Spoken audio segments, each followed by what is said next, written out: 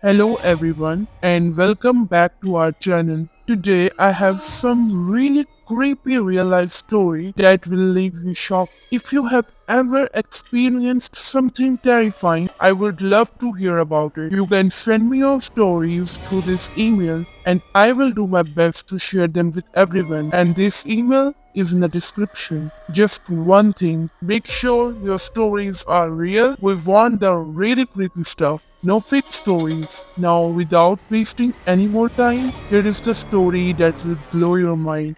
Something you have never heard before. Alright, so let me walk you through this one.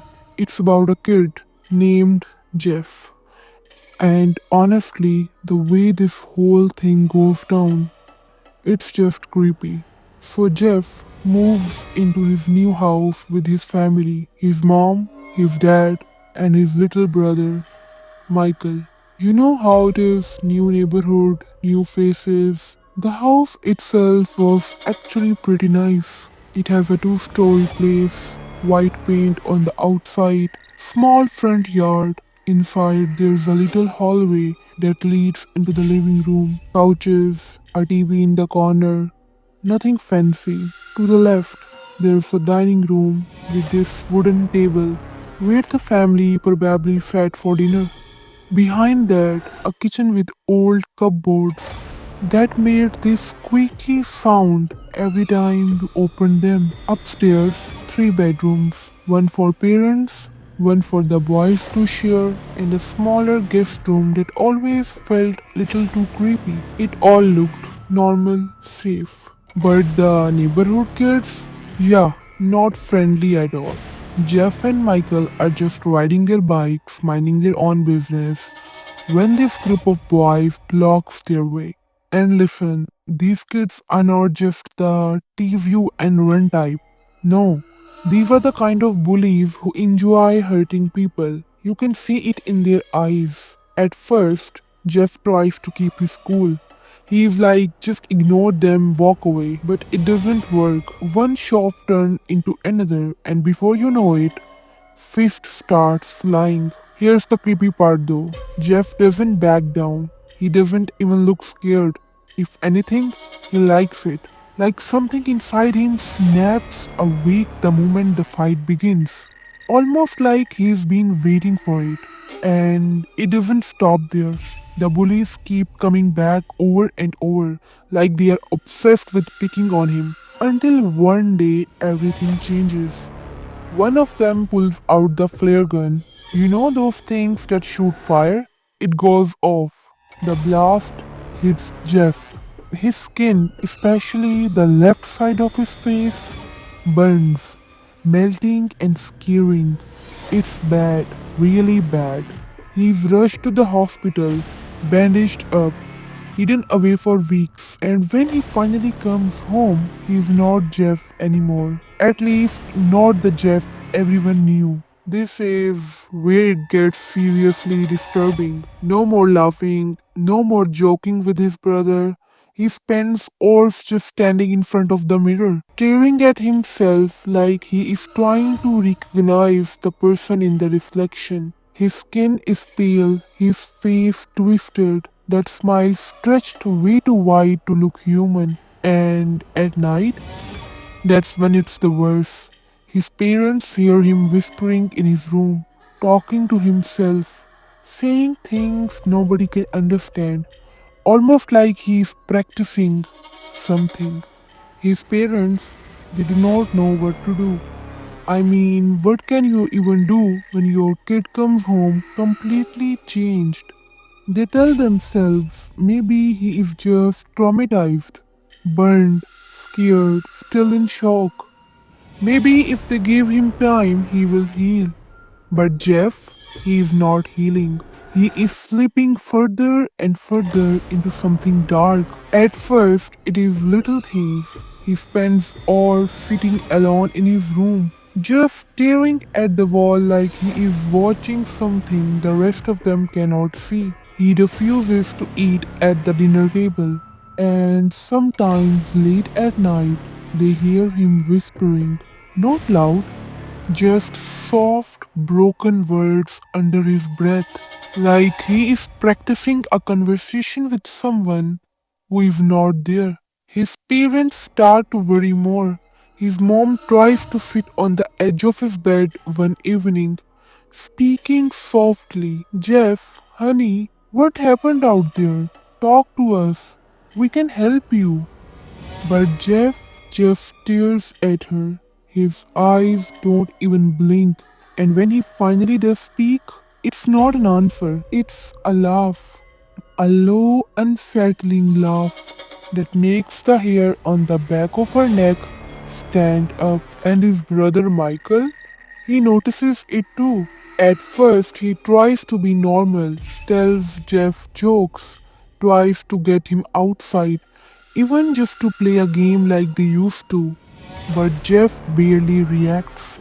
Sometimes he tilts his head and looks at Michael like he is a stranger.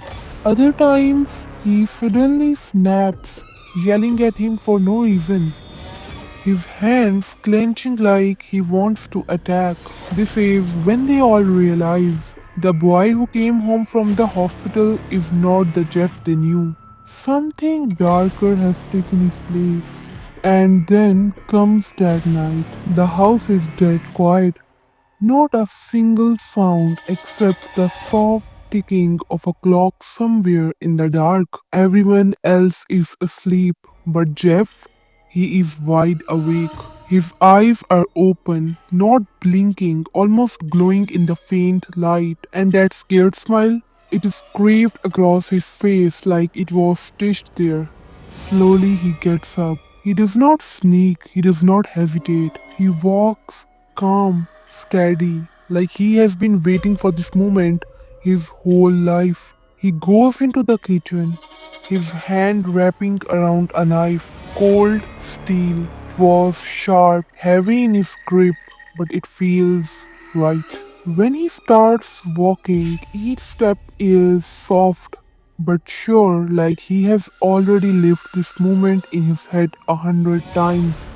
Past the living room, past his brother's room, the knife catches a flicker of moonlight, shining just enough to make it look alive. And where does he go first? His parents' room.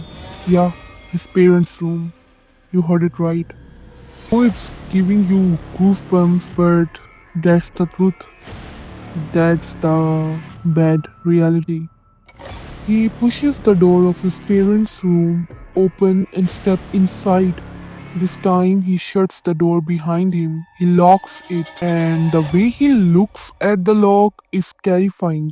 His eyes are cold, empty, and it feels like he is making sure that no one will ever escape. His father wakes up, half asleep, and sits up on the bed. Jeff, what are you doing?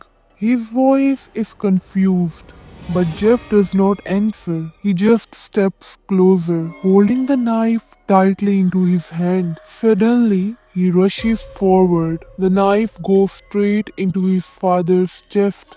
His father gasps in pain, blood spilling onto the sheet. Jeff pulls the knife out, then drives it into him again, once, twice, 3 times. The sound of blade hitting his body is sickening, like meat being torn apart. His father tries to fight back, but Jeff is too strong, too fast. The bed shakes, the blood spreads, and then his father's body goes still. His mother screams.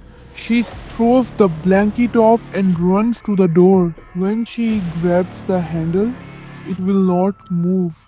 The door is locked and she pulls, shakes, bangs on it with her fist with her full force, but it is no use. Her face fills with tears. She was terrified. She turns back to Jeff, tears running down her face. Jeff, please stop. You are my son. What happened to you? Jeff looks at her with a wide, unnatural smile. He walks toward her slowly, step by step, the knife dripping with blood. She backs away, pressing herself against the wall. Please, Jeff, no, do not do this, she begs, her voice shaking. She closes her eyes, crying, whispering, please, God, no, please, God, no. But Jeff lifts the knife high and drives it deep into her stomach. She let out horrible scream, clutching the wound as blood pours out. She falls to her knees, gasping, reaching out a weak hands towards her husband on a bed. Help! Help! She whispers. Jeff stabs her again and again until finally her hand drops and she stops moving. I know that while you are watching this video, you are probably getting goosebumps. I am too. Even while recording and editing it, I felt chills all over my body. I can't even begin to imagine how someone could kill their own parents. Parents are the people you can't imagine living without, and yet he killed them so brutally. I can almost hear the question that must have gone through his mother's mind. Why is our son doing this to us? What did we do wrong? Where did we fall short after working so hard for our children? We gave our best. So why is this happening to us? Okay, let's get back to our story. The room is silent now. Both of his parents lie dead, their blood soaking the floor and the bed. Jeff stands over them, breathing heavily, his face twisted in a smile. Meanwhile, in the next room, his brother Michael is sleeping deeply. He does not hear anything. He does not know that his world has just ended. Jeff calmly leaves the room, walks to the bathroom, and washes his hands.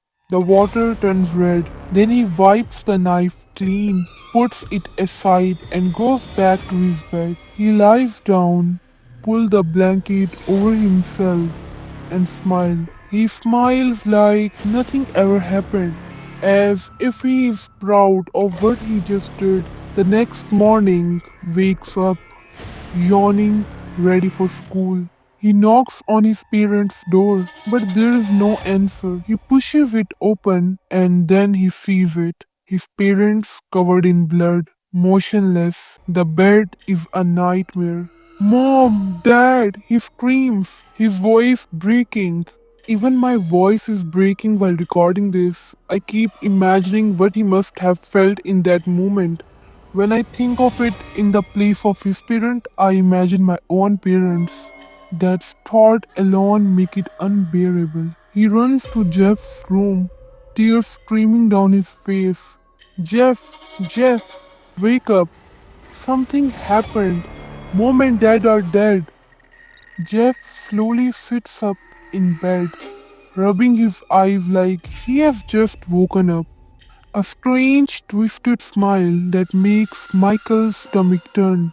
Michael feels something is wrong. He runs to the neighbor for help. The police arrive, they search the house, they ask questions, but no one points to Jeff. Somehow he is not suspected. The case stays unsolved. And so Jeff and Michael continue to live together. Michael never dared to face what he saw in his brother's smile. And Jeff, he hides in plain sight, pretending to be normal. But deep inside, that smile is always there, waiting. Because who knows, when will it be Michael's turn?